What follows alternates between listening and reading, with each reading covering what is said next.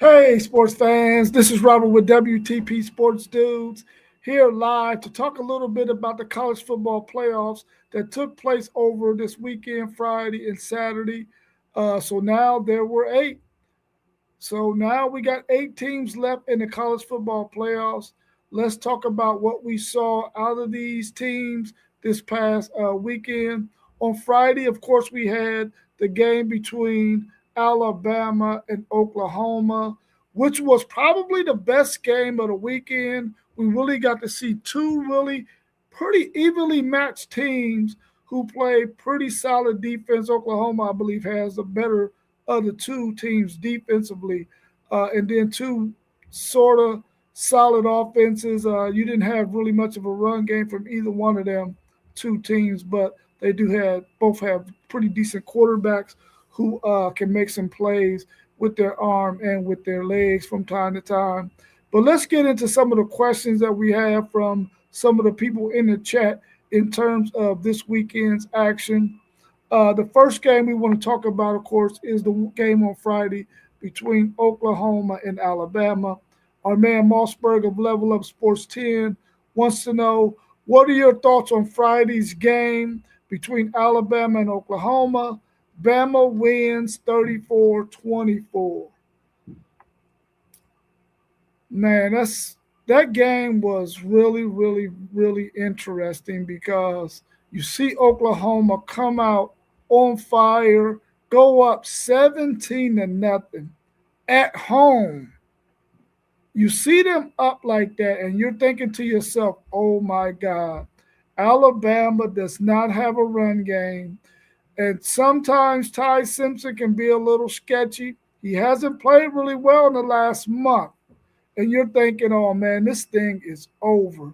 I'm quite sure many of the people out there who are the exception of Alabama fans probably felt like this thing is over. There's no way they're getting back in it.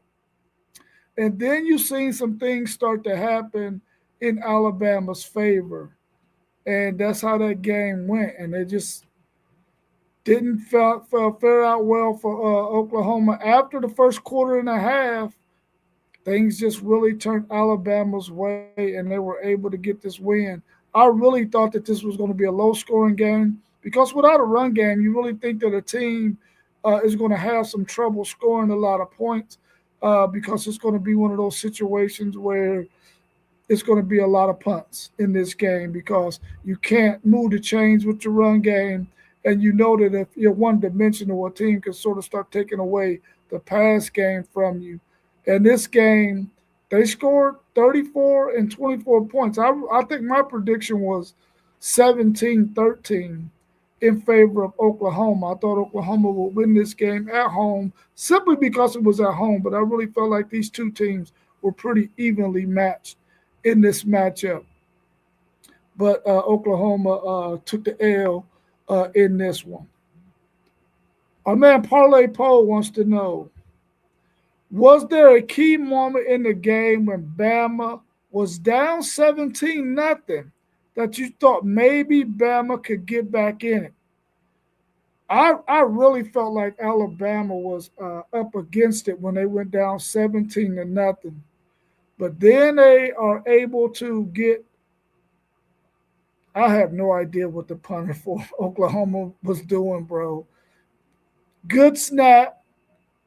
You drop the ball, you get it back, you just lay it down on the ground, basically, like, what the heck is going on? And so from that point, you see Oklahoma's defense play some good defense because they held them to a field goal right there. So I felt like that made me think, okay, well, Alabama's back in it. It's not quite halftime yet.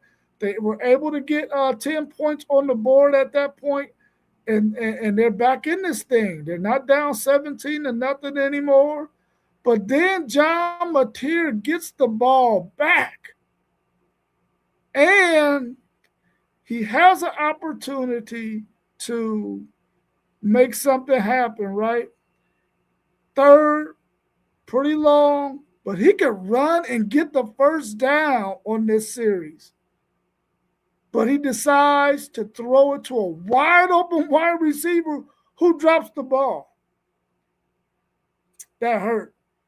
So that punt, that muck punt snap, or whatever you want to call it, because I have no idea what that punter was doing. John Mateer not completing that pass. That wide receiver, you got to make that catch. Because now, momentum is already shifted. So it's already on Oklahoma's side. I think if he would have just ran and got that first down, maybe they could have stopped that bleeding. But they did not get it. And then they get the ball back. And he turns around and throws a pick six, which you saw John Mateer many times this season get a little bit erratic, especially after the thumb injury, to where he was just not able to get his feet set sometimes. Sometimes his footwork is a little erratic, and he sort of just throws the ball up. And then, like against Texas, he threw three interceptions. Two of them were really on some really, really erratic throws. And he did that again against Alabama, and they were able to get a pick six, which really, really shifted the momentum in that game. And after that, Oklahoma really didn't have any chance to get that momentum back because at that point, Ty Simpson had found his groove. His footwork was always solid in the game, even though Oklahoma was able to get some pressure on him early in the game and keep him a little bit off balance. But he just stayed poised and he stayed under control, and he was able to really pass the ball really well after that first quarter and a half, and they were able to make some things happen. Old Texas Tech man 9144. I'm going to get to your statement down there in a little bit when I get to talking about Oregon. So I'll talk to you about that in a little bit. But if you got anything you want to talk about Oklahoma and Alabama right now, I'll address that, and then I'm gonna go on to the Texas A&M and Miami game, and then I'll get into Oregon and the other game between Ole Miss and Tulane. But thanks for joining us. I appreciate that. Thank you for your support. Those two things really let me know that, man, Alabama has a chance to really win this game because they did not run the ball well at all. At all. But Ty Simpson was able to make some plays with his legs. They never got to the point where they got erratic. Their defense picked it up after that first quarter and a half. They played really well. They were able to get a lot of pressure on John Mateer. They were able to start stopping the running game because in the first quarter and a half, Oklahoma was able to run the football. But adjustments were made defensively by Alabama, and they were able to start to slow down some of that Oklahoma offense to where Oklahoma only got one more score in that game, a score that they really needed because they needed to get back in this game, and they were able to get 24 points on that drive that cut the score to 27-24. But Alabama was able to go right back down the field and score again and extend the lead. And they never looked back after that point.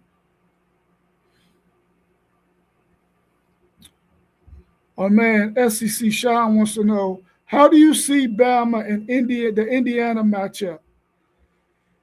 Man, this is it's going to really be tough for Alabama if they cannot establish any type of run game. I think there was one or two plays in this game where they used Ty Simpson's legs. They may be forced to do that a little bit more against Indiana. I mean, at this point, you're down to the final 8 teams. You got to do everything you can to advance. I think they might need to use Ty Simpson's legs maybe a little bit more to keep the Indiana defense off balance.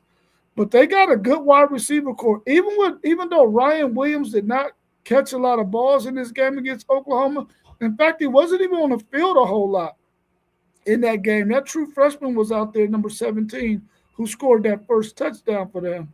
He was out there a lot more than we saw Ryan Williams. I don't know if Ryan Williams was dealing with an injury of some sort or not, but he wasn't out there on the field a whole lot.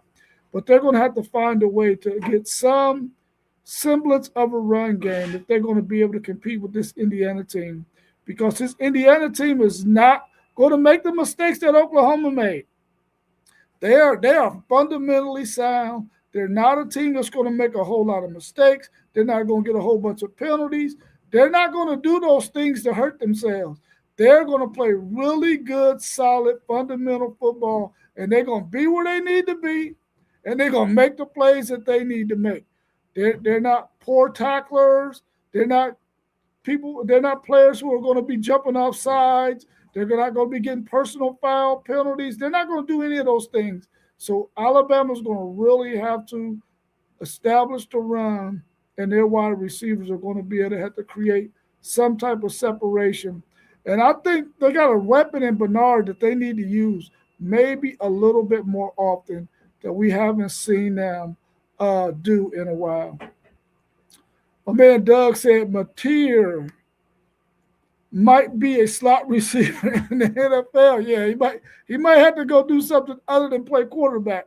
That's for sure. I think now that we've seen Mature for a whole entire season in a much more competitive league, we're starting to see that maybe his talent is at some other position. I don't think he can go to the NFL and play at the quarterback position. His footwork is a little bit erratic. I know he's been with that offensive coordinator for a few years, but I expected him to be better after they started playing some major opponents than what he has been this season. So he's probably going to have to be looking at another position. But of course, they're going to keep him at quarterback next year. Maybe they can fix some of his quirks and some of his footwork, because sometimes it can get a little erratic. Oh, Texas Tech man, 91-44. Oklahoma has a habit of choking in big games. Yeah, under Brent Venables, they've had a track record of folding under big games, even under Lincoln Riley. Now, under Bob Stoops, they've lost a couple of big games, but they won some national championships under Stoops as well. But yeah, you're right about that. If you look at recent history, Oklahoma has had a habit of choking in some big games for sure. Let's turn our attentions to the early game yesterday between Texas A&M and Miami. Our man Post Game of the Post Game 86 podcast says it was a defensive battle in the Miami and A&M game. What are your thoughts on Miami's 10-3 win over Texas A&M?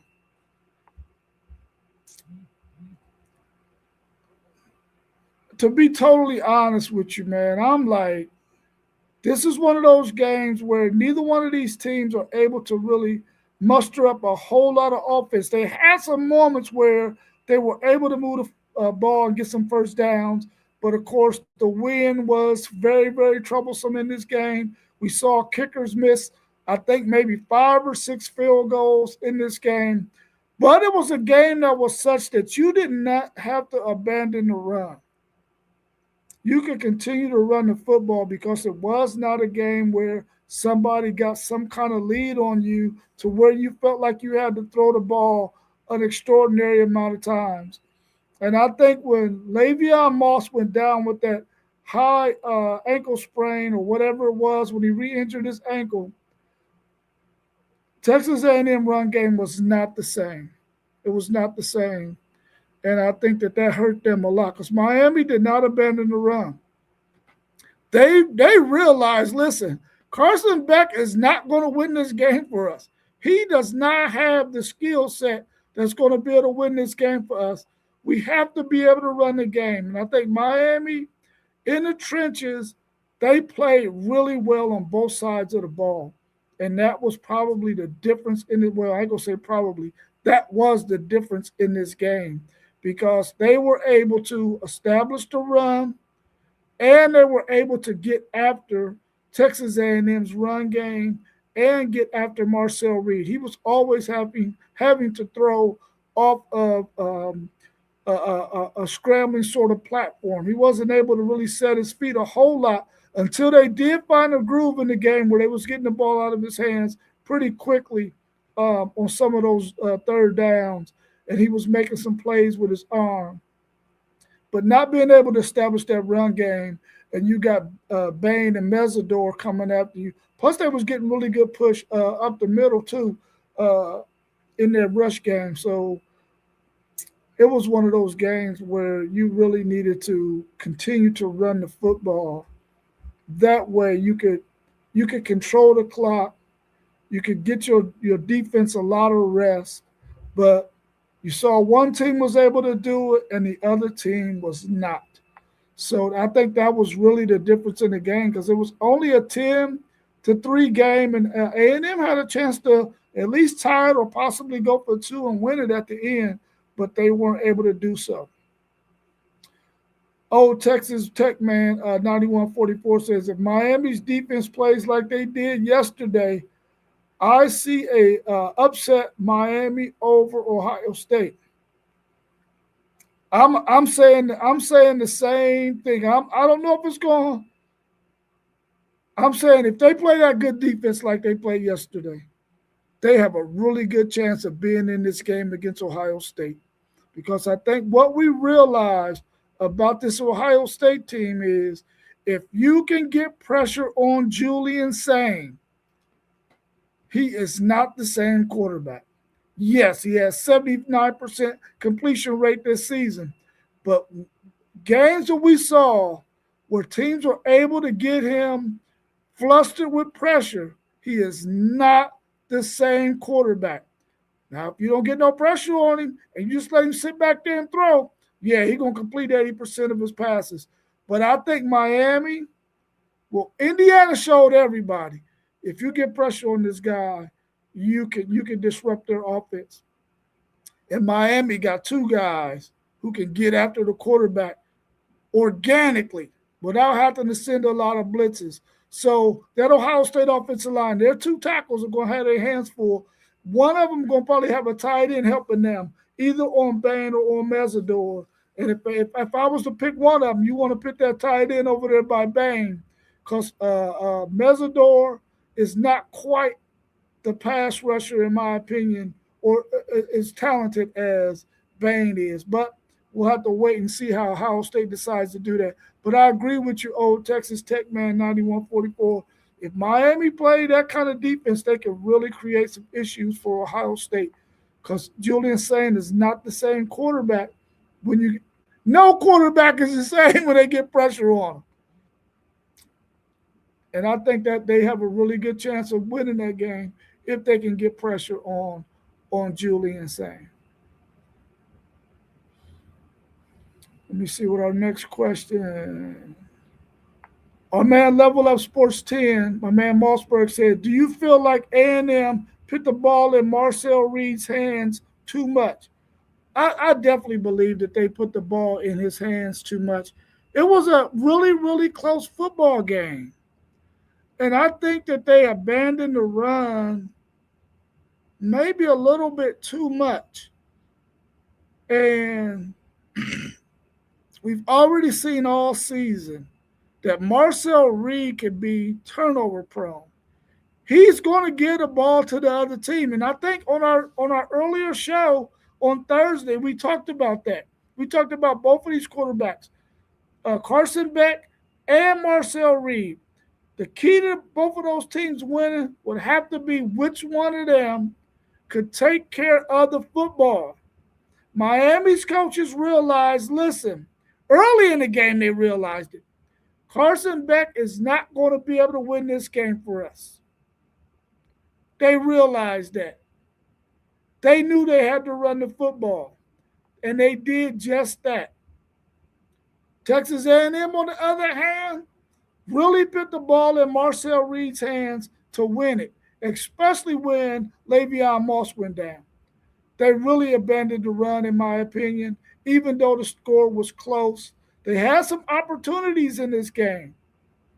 Marcel Reed, of course, the last drive they had, he threw an interception in the end zone. He was late on that throw. If he throws that ball on time, his tight end, number 17, has a chance to catch that ball and get him a chance to tie this game up or even go for two and win it. Now, do I think they would have went for two? No. It would have been smart to go ahead and get the extra point Even though that win was crazy and they missed a few close ones, and a couple of them got blocked, I think that they would have had a chance to at least be in this game if they wouldn't have abandoned the run. But you got to give Miami all the credit because they were able to stop the run and they were able to get some pressure on Marcel Reed organically. He threw a lot of good balls, but Miami was really physical in this game, and I think they out physical Texas A&M too, in my opinion. And I hated to see Texas A&M go down because I thought this was a game Texas A&M could win. Um, in a close victory, I thought both of these teams was pretty evenly matched up as well, just like that Oklahoma and Alabama game. But we saw who pulled out that victory um, yesterday. It goes to Miami. They won 10-3 in a very very close one, and it probably could have been worse than that. Their field goal kicker missed what, three field goals, all makeable if the win isn't what it is in that game. Let me see if we got any other questions in here. My man Parlay Poe of the Blicksburg podcast wants to know, how do you see Miami matching up with Ohio State? Much like the question that my man, old Texas Tech man 9144 said. I think that Miami, the thing with Miami that sort of is giving me some concern is I don't know if they got any wide receivers that can help Carson Beck out in this game. That's where my issue comes in with this Miami team. Yes, they got the dynamic freshman. They do. He's dynamic. Can Carson Beck and can this team find a way against this Ohio State defense that has some really good players? Can they get the ball into some of those wide receivers' hands to make some plays? He has to get time to throw the football. They got some really good pass rushers for that Ohio State team. The thing that I like about Miami, though, is they can run the football on this Ohio State team. A lot of people look at the offense, the defense that Ohio State has and thinks that they don't have no weaknesses. They don't have no flaws. You can run the football on this Ohio State team. You saw Texas do it. You saw Michigan do it. You saw Indiana do it. Teams that you know are not going to abandon their schemes are able to run the football. Those other teams that did not run the ball well against Ohio State, it's because they probably abandoned it because they got behind so much they felt like they had to throw the football. I don't think this is going to be a Miami team that's going to allow Ohio State to jump out to a huge lead on them. They're going to be able to stop the run for one, and they're going to be able to get after the quarterback, to get after Julian Sane. So I think their defense is going to allow them to be able to be in the game to the point where they don't have to abandon the run. I think it's a really good matchup. I don't know if Miami, like I said, has the wide receivers to compete with some of these Ohio State defensive backs, but they're going to really need Carson Beck in this game because if Ohio State makes you one-dimensional to where all you can do is try to run the football, they're going to try to take that away and then cover your wide receivers if those guys cannot make some plays for Carson Beck. That's going to probably be the biggest issue for Miami is their wide receivers. They got to be able to make some plays in this game so that they can still establish the run. They can't go like they did against Texas A&M with no passing game and still be able to win a game like that. Because Ohio State is not going to allow you to win and you only score 10 points. That's for sure. That's for sure. Let's talk about our game that was at the middle of the day yesterday. We had the Ole Miss team going up against Tulane, which we already seen earlier in the season where Tulane beat them 45-10. We also knew that was going to probably be the case this time. And Ole Miss came out 3 plays, touchdown, 4 plays, touchdown, and they jumped out to a 14-0 lead pretty easily. and they really just coasting this game. Their coach. Uh, I don't know if he's going to be their coach permanently. I think they did give him the job, Golden. I think they did give him that job. So he was able to have his team clicking on all cylinders. Now, of course, they got a much tougher matchup um, coming up when they got to go up against Georgia, which is another rematch again. Um, but I think they were able to score on Georgia early in the season. Will they be able to do that again? I'm not quite sure because this Georgia team is playing really, really good. But it was not an interesting game at all. It was kind of hard to watch because you really couldn't see Tulane do a whole lot. Not like you were able to see James Madison score some points up against Oregon, but of course that was probably against second and third string teams. But I really liked that James Madison team. They were a lot grittier than I thought they would be. But in terms of the Ole Miss and Tulane game, there really wasn't a whole lot to that game.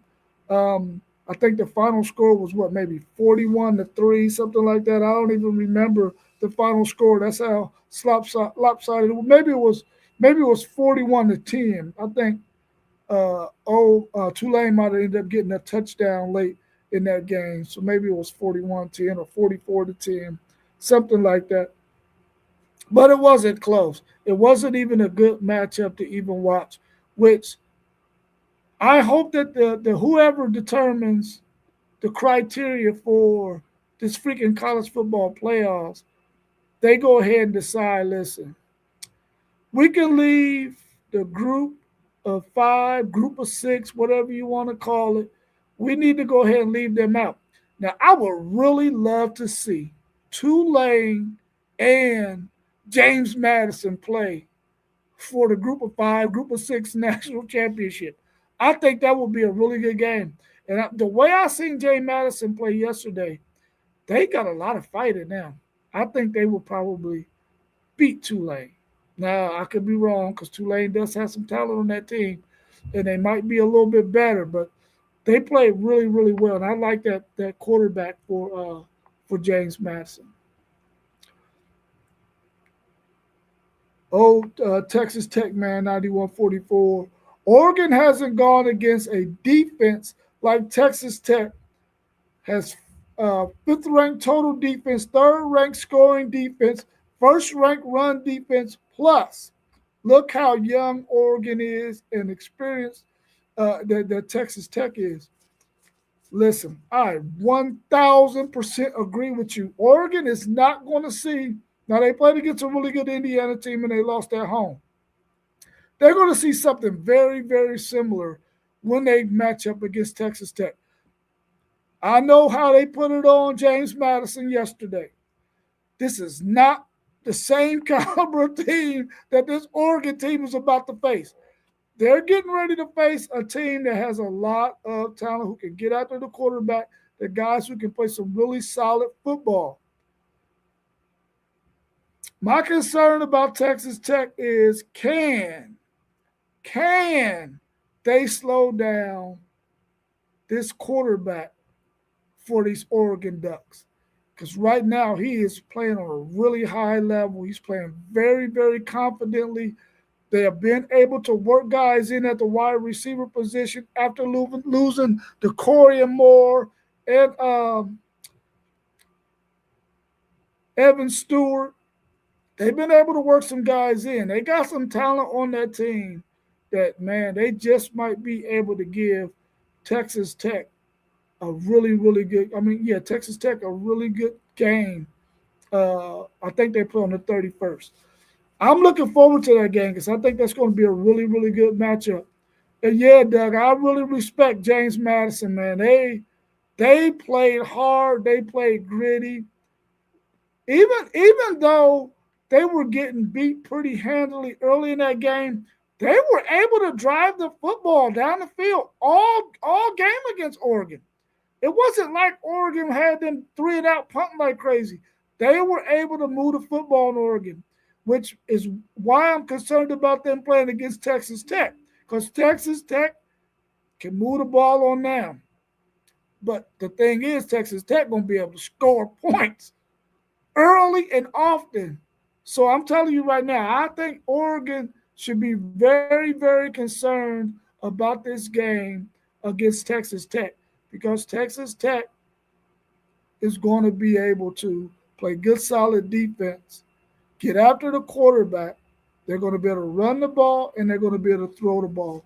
And I think they're much more talented than anybody Oregon has played so far outside of Indiana. And I think that could be the difference in the game for Texas Tech. The fact that they got such an experienced team. So I'm anxious to see that game as well. I'm really looking forward to that matchup between Oregon and Texas Tech. I'm also looking forward to the Georgia and Ole Miss game. I want to see if Georgia's defense has really turned the corner, the way it looks like they've turned the corner to where they can really slow down Chambliss and that offense. Now I'm hearing that the running back for Ole Miss went out with an injury. I don't know if he's going to make it back in time for this game. I don't know the extent of that injury, but I'm going to be watching that very closely to see if Lacey makes it back from the injury because I believe he went out in that game on Saturday. Yeah, I agree with you, old Texas Tech man, 91-44. David Bailey, number one sack leader. Romeo Heights, Ben Roberts, Jacob Rodriguez. Listen, all those guys, man, all those guys are going to make it tough on Oregon. I know they are, and I know they're going to become, they're going to come well prepared. I'm a huge Joey McGuire fan. Joey McGuire is a really good football coach. I mean, a really good football coach. And I think there was a time when Texas probably should have tried to get him on their staff, especially during that Tom Herman era. They probably should have found a way to get Joey McGuire on that staff. Because I know when Texas played them the first year Steve Sarkisian was there, Texas just was not a physical team. And he knew eventually if they kept punching Texas in the mouth, that Texas would give in. And that team that year, they ended up beating that Texas team uh, in overtime when Bijan Robinson, I think, ended up fumbling in overtime. They ended up beating Texas, and they went for it on fourth down maybe 5 or 6 times in that game with that quarterback they had at the time who played lights out against Texas in that game. So I think that they got a really good matchup ahead of them. Oregon, that is, against that Texas Tech team. They're gonna bring everything they got, and I think when we do our preview of that game, I'm leaning towards Texas Tech to win that game, simply because I think that those guys are have more defensively that can slow down Oregon's offense. They're going to make it very hard on Oregon's quarterback. That's a fact. That's a fact. That is truly a fact. Especially because they can stop the run too. So when you can stop the run, you can really make it difficult on a quarterback when he can't use the kind of plays you want to use because you got a running game like play action pass or the run pass option, those kind of things. So I think Texas Tech is definitely going to make it difficult on Oregon when they match up. And then the other matchup, of course, we talked about a little bit earlier is Ole Miss and Georgia. And like I said, I really want to see if Georgia's defense has really turned the corner the way they played against Texas, the way they played against Alabama in the championship game. Have they really turned the corner to where they're not going to give up 5 straight scoring drives to an Ole Miss team again when they match up? And I think they're playing really good football right now. Um, and they're not putting a whole lot on Gunnar Stockton's shoulders. They're allowing Gunnar Stockton to just manage the game. They're going to run the football. They're not going to abandon the football. And they're going to throw the ball to their tight ends. And they're going to get it to Zachariah Branch on catch and run situations and they're going to make some things happen. They got another good wide receiver on the outside too. I think his name is, I think his number's number 18, something like that. I don't know, but anyway, they got some decent receivers on that Georgia team, and we know they got a two-headed monster at the running back position. So I'm anxious to see all four of these games when they're played. I think they all are going to be played on the 31st, maybe one on the 30, two on the 31st, and two on the first. I got to go check the schedule, but I'm looking forward to seeing all of those. Oh, they basketball team, they beat Duke 82-81, or they playing right now. I'm telling you right now, nobody wants to go in Lubbock and play in that arena, man. I'm telling you right now, their fans at the football stadium and in the basketball arena, their fans are nuts, man. And I know every time Texas was going there, it was a nightmare for Texas because their fans really, really give it to you in that arena. So I could definitely see, and they're scrappy. They're well coached, and they're a really, really scrappy team, that Texas Tech team. So I can definitely see them beating Duke. Um, and it looks like they did beat them 82-81 last night in Madison Square Garden. Okay, yeah, I'm gonna have to call. I got a friend who's a huge Duke fan.